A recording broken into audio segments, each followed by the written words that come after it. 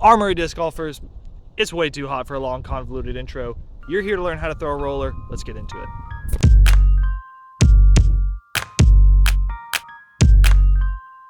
Alright, so let's get into the mechanics of how to throw a roller. Now, when throwing a roller, I think of it as there's an easy way and then there's a hard way. And the easy way is easier, but it'll net you less distance overall. And the hard way, it will get you more distance, but it's harder.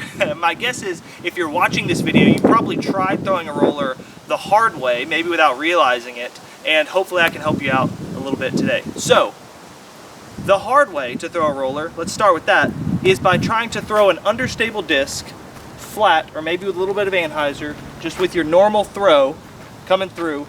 Maybe you think if I release it a little high and a little bit of anhyzer, then it's understable, so it'll flip and it'll hit the ground and it'll roll. That may work out, it may not, but again, my guess is it probably doesn't work out for you most of the time if you're watching this video. Now, to show you the easy way to throw a roller, I want you to first imagine something with me. If you're trying to throw a sky hyzer, like if there's some trees, over here, and I want to just launch it over the trees, up in the air on a hyzer, how am I going to throw the disc? I want to release the disc up here, and so I'm going to start by reaching back way down here on a hyzer angle and low, right? Because I'm going to go from this angle up to this angle. Now, if I want to throw a roller in which the disc is landing on the ground on an anhyzer angle, down on the ground, then how should my reach back be?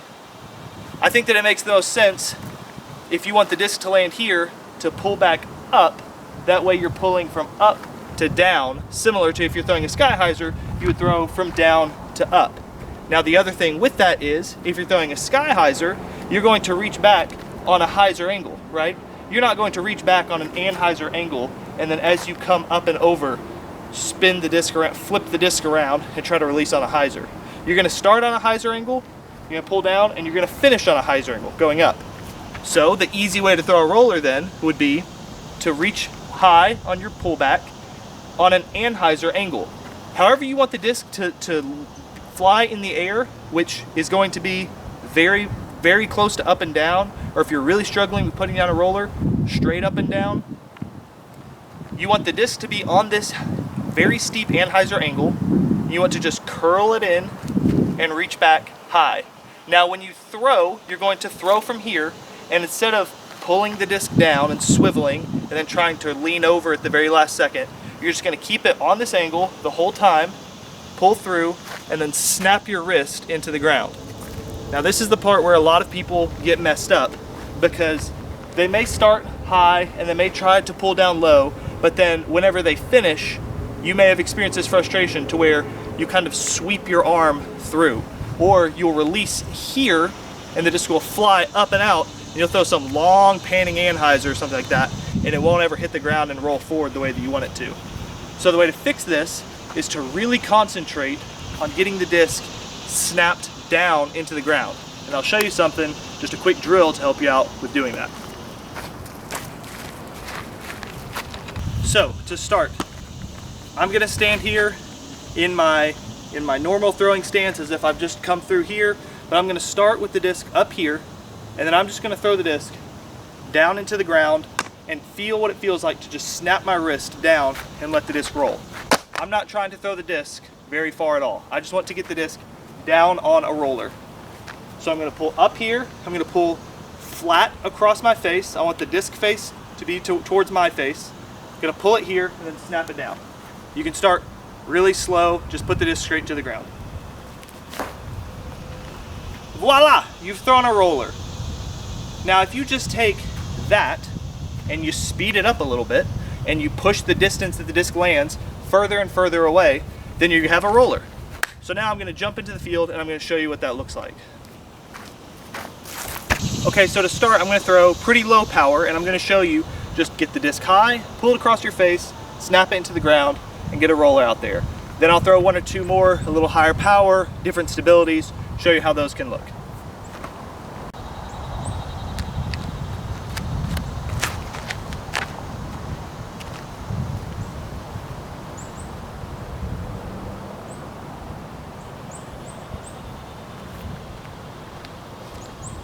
For reference, that telephone pole that you can see out there, the second one in the distance, is right around 395, 400 feet. That was probably about 50 feet short of it. I hardly had to throw that at all. You don't have to throw very hard. Just grab a disc, get it on the ground on a good angle, and let the disc do the work. So once you've gotten comfortable with just getting the disc into the ground, you can start to throw higher and higher power. And what you'll notice is when you throw the disc harder, just like a disc will flip more in the air on a hyzer, it'll flip faster on the ground the faster that you throw it and the more understable the disc is. So as I throw the disc harder, I'm gonna have to land it either on more cut or throw a more stable disc on the same angle, because a more stable disc will want to hold straighter longer, whereas a more unstable disc, just like an unstable disc in the air wants to flip, an unstable disc on the ground wants to roll over onto its back. So I'm going to throw this one with a little bit more cut than the last one. I'm going to throw a little bit harder and hope to push it out a little bit farther.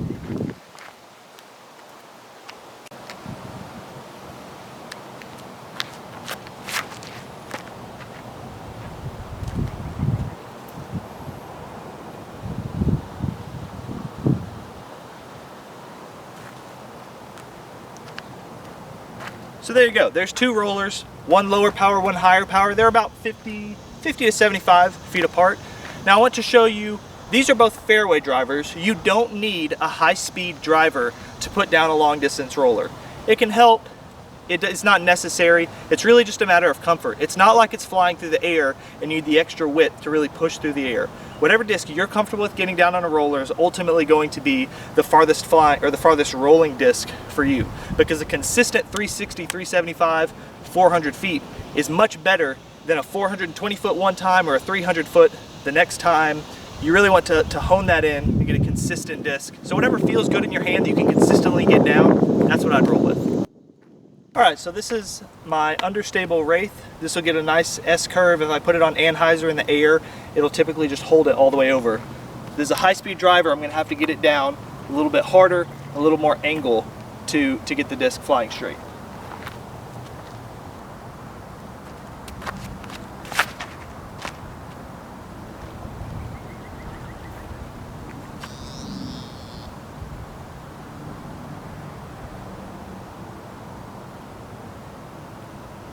Curled up there at the end.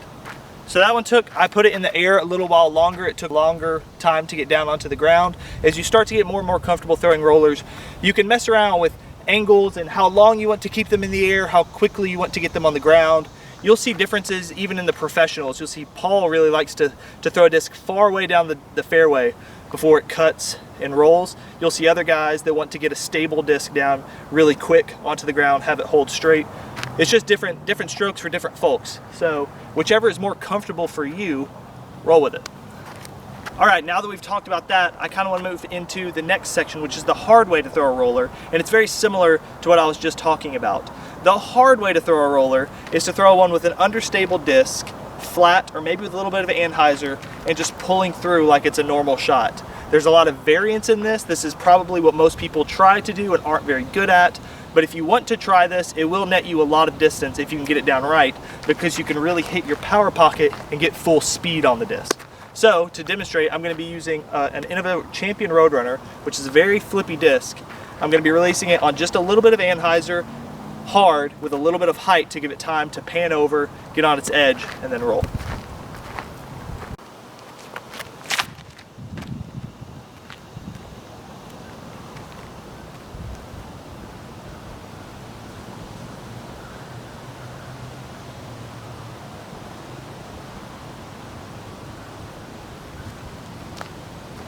I'll range find that back to the tee pad to try to give you a good estimate of how far it went. I'll put it here. But that serves as a good example of a couple of things. One, how the harder way to throw a roller can net you more distance overall. Two, how a fairway driver can go just as far or farther than a distance driver on a roller. The Roadrunner went significantly further than my Wraith. And three, there's going to be a lot of variance when you're throwing a roller the hard way. That was a very good pull through for me. If I tried that again, I'm probably not getting the same results. There's going to be a lot of variance there. My game, I would rather, unless I have just a wide open field that I just want raw distance, I would rather get something down early, predictable, that I know is going to go in that 350 to 400 foot range, than try to risk something like that that may have gone 500 feet, but that could have, if I get it on the wrong angle, get it down too soon, too late, it could cut off into one of these woods. So again, just live and learn. We'll talk a little bit about plastic choices after this. All right, so a couple considerations that I want to put out there before wrapping this video up is, one, disc stability. If you're having trouble getting a roller down, I would encourage you to grab a more understable disc. If you already have a disc that's supposed to be really understable, this Champion Roadrunner, for example, when I first got it, flew like a Thunderbird. I know a buddy who bought a Metal Flake Mamba. Granted, it's a Champion Metal Flake Mamba, but it's a Mamba, and it flew out of the box similar to his Wraiths. If you're having trouble getting a disc beat in, I have a video, I'll link it in the description below, shows you how to get an understable disc to fly the way that it's supposed to. The second thing that I recommend is just grab a less stable disc. If you're really trying to put down a roller with a Wraith or something, I would say lower speed or at least lower stability. If you're trying to get rollers down with T-Birds, try a Leopard 3, try a Roadrunner, try a Sidewinder. Venture down into stability. It'll help you get the roller down.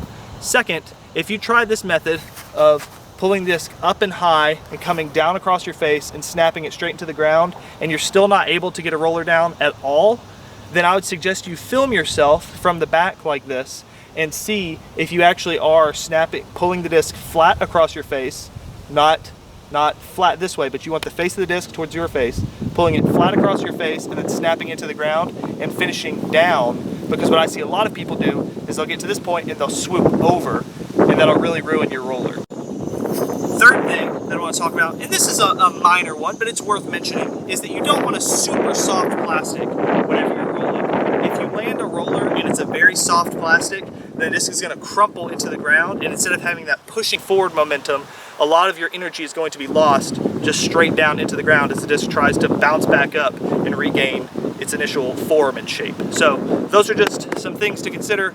I hope y'all enjoyed watching. Thank y'all for tuning in. Like, comment, subscribe, fight the good fight. We'll see you in the next one.